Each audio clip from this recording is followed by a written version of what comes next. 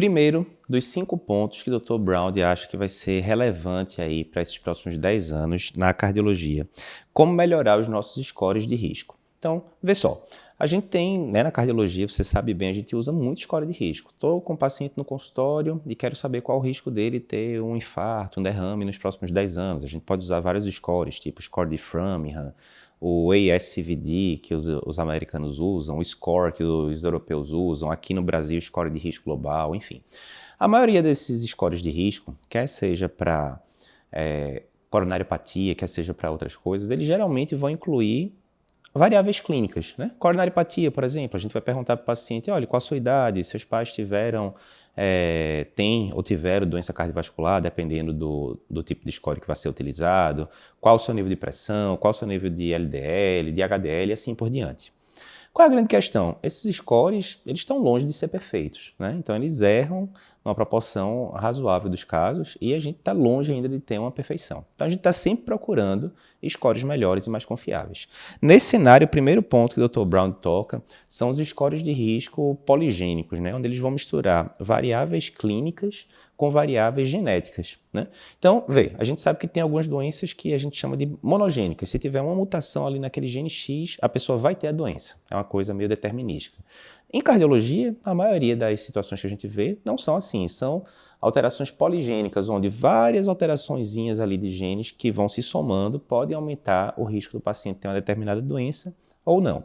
Então, nessa parte de scores poligênicos, o Dr. Brown cita 2 campos, principalmente. Coronariopatia, isso ele já citava lá atrás, a gente cobriu uma aula parecida dele, eu acho que 4 ou 5 anos atrás aqui no Cardio Papers, ele já falava dos scores de risco poligênico, onde a gente vê que na hora que você soma essas medições poligênicas, né, o paciente vai lá, faz dosagem de sangue, e aí vários polimorfismos genéticos são avaliados, alguns que aumentam o risco de coronariopatia, outros não. Ok, então o que acontece? Se você pega um paciente que você classificou ele como baixo risco pelo Framingham da vida, mas no score poligênico ele tem vários polimorfismos ali que aumentam o risco de coronariopatia, bem, na verdade esse paciente não é tão de baixo risco como se pensava.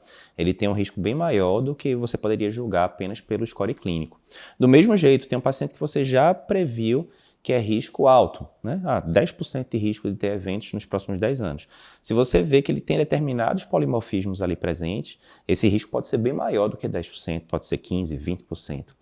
Então, na hora que você integra fatores clínicos que a gente tem, que já existem hoje em dia, com esses fatores, né, de polimorfismos, etc., você começa a estratificar melhor o paciente. E quanto melhor você estratifica, melhor você pode, né, antever as condutas que você vai ter que tomar no futuro. Isso não é só para coronariopatia, para a fibrilação atrial também acontece. Ele mostra aqui também vários exemplos, né, que hoje em dia a gente consegue predizer o risco de um paciente ter FA no futuro, dependendo se ele tem alterações, né, de átrio esquerdo, coisas do tipo, átrio esquerdo aumentado ou não.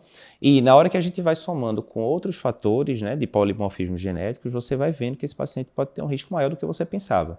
É só você parar para pensar o seguinte, a FA normalmente ela tem substratos por trás, né? Os fatores de risco clássico, hipertensão, apneia do sono, às vezes você faz um ecocardiograma do paciente, ele já tem átrio esquerdo aumentado, por exemplo. Ok.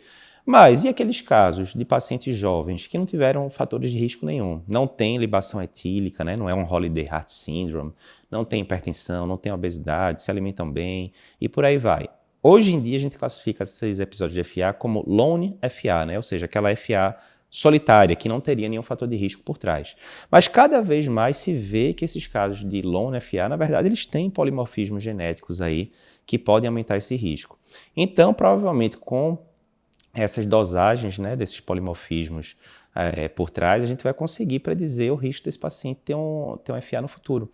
E aí a gente já pode antecipar as perguntas. Nesse paciente que um score, né, poligênico dissesse que o risco é maior, o que é que eu vou ter que fazer com esse paciente? Será que eu vou ter que botar um holter nele com frequência? Será que eu vou ter que botar um loop recorder, né, que fica vários dias ali, ou semanas até com o paciente para ver se ele tem alguma coisa? Isso já é um questionamento para o futuro, mas na opinião do Dr. Brown, nesses próximos 10 anos a gente vai ter cada vez mais os scores que a gente está acostumado a usar, basicamente com fatores clínicos, se associando agora com avaliação de polimorfismos genéticos também, que vão ficar cada vez mais disponíveis e a tendência é que fiquem cada vez mais baratos. Olá, que bom que você gostou desse vídeo que acabou de ver, um videozinho mais curto. Se você tem interesse em outros vídeos curtos do Cardio Papers, eu vou te indicar esse daqui.